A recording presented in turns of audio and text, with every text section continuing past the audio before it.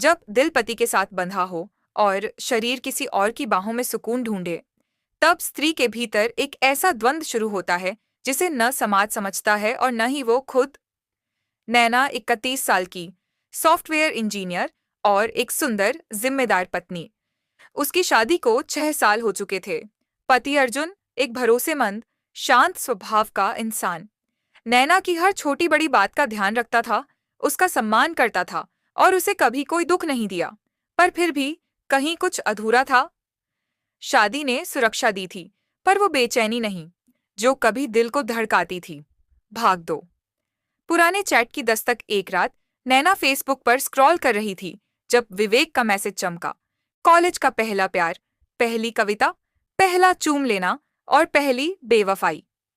विवेक ने एक लाइन लिखी थी, क्या अब भी वो पायल पहनती हो? नैना के होठों पर एक पुरानी मुस्कान लौट आई।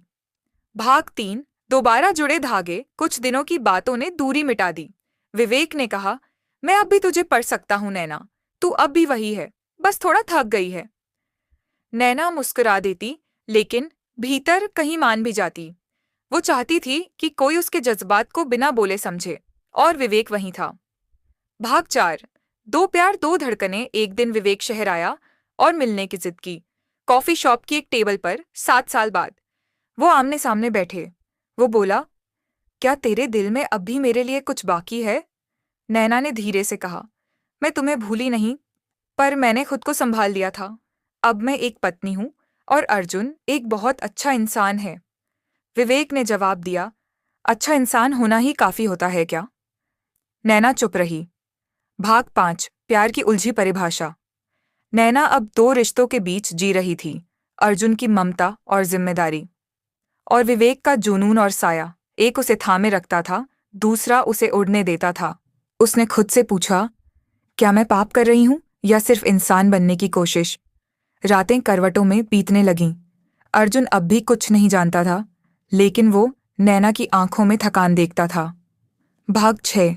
सच का सामना। एक शाम अर्जुन ने पूछा, नैना, क्या तू खुश है मेरे साथ? नैना की आंखें भर आईं। उसने धीमे से कहा, मैं तुम्हें छोड़ना नहीं चाहती, लेकिन मैं किसी और से भी बंधी हुई हूं, भावनाओं से। अर्जुन सन्न रह गया। कुछ देर बाद उसने बस इतना कहा, मैं तुम्हारा मालिक नहीं हूं नैना, लेकिन जो तुम्हारा हिस्सा मेरे पास है उसे अधूरा मत छोड़ो। जो भी फैसला ले, पूरे मन से ले और सच्चे दिल से। भाग 7। एक चौराहा और एक औरत की जीत। अगले दिन नैना ने विवेक से मिलने को कहा। वो आई और बोली, तू मुझे मेरी अधूरी कविता जैसा लगता है विवेक, पर अब मैं पूरी हो चुकी हूं अर्जुन के साथ। मैं तुझे चाहती थी, लेकिन शायद खुद से ज्यादा नहीं। विवेक ने सिर झुकाया। मैं तुझे खोकर भी खुश हूं, क्योंकि इस बार तू टूटी नहीं, तू जी गई है। भाग 8। एक नया रिश्ता। खुद से नैना अब अर्जुन के साथ है, लेकिन झूठ नहीं, पूरे सच के साथ। अब वो सिर्फ पत्नी नहीं है, एक ऐसी औरत है जिसने अपने भीतर की उथल पुथल को सुना, समझा और संभाला। उसने प्यार को सिर्फ देह नहीं, आत्मा और ईमानदारी के साथ जिया। अंतिम पंक्तियां जो दिल को झकझोर दें। कभी कभी एक औरत 2 लोगों से प्यार कर बैठती है, पर उसकी सबसे बड़ी वफादारी उस रिश्ते से होती है जिसमें वो अपनी सच्चाई के साथ जी सके। प्यार सिर्फ बांटना नहीं होता, कभी कभी छोड़ना भी प्यार होता है, ताकि कोई भी अधूरा ना रहे। अगर ये कहानी आपके दिल तक पहुंची हो, इस वीडियो लाइक और चैनल को सब्सक्राइब जरूर कर लें ऐसी ही कहानी के लिए।